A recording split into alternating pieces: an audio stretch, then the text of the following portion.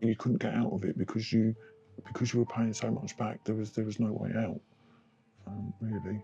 So you were all short at the end of the month once he took his money off your card. He said he was doing everything through the bank, and I could either do a standing order, or he could have or I could give him my bank card number, which would be a lot easier for me. And if I sent him a picture of that, then he could just take the payment, and I wouldn't have to worry about when it was due. He would just take the payment. So I sent him a photo of the front and the back, and then when that card ran out, he phoned me and said, "Your money's not gone through. I need details of your new card." I was a bit bitter because I thought, you shouldn't have done this to me. I haven't done anything to deserve this. And why didn't you just tell me that, you were doing it differently, a different system? I was just bitter, and I thought, you can't be doing this to people. It's naughty. It's like a merry-go-round hamster wheel. You just, because you're paying so much back, you're then short at the end of the month again. Like for paying your rent or paying your bills. So you get through 2 or 3 months and you're ringing him up saying, "Can I top it up?" Yeah, I mean, there was one time when I was really short and I reported the card lost. Because I thought, then he can't take the money. He'll have to wait another week now until I get paid again.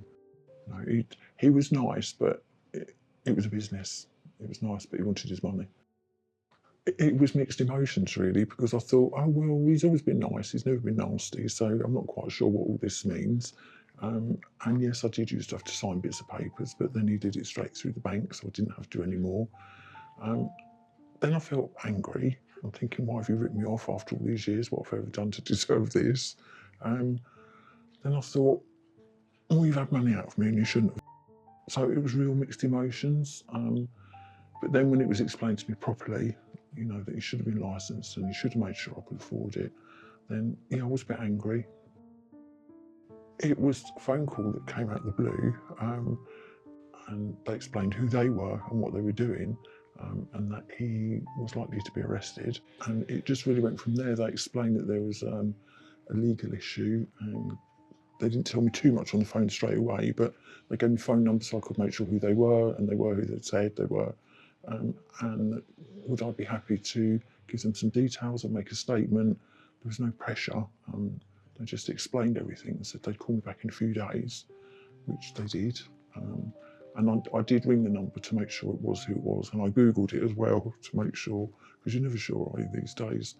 And then it was really nice that 2 people came to see me and explained about the statement. If I made the statement, I might be asked to go to court. So it was all really nice, but no pressure. There was never ever any pressure, and there was always someone there at the end of the phone. If you were worried or you weren't sure, you could just pick up a phone.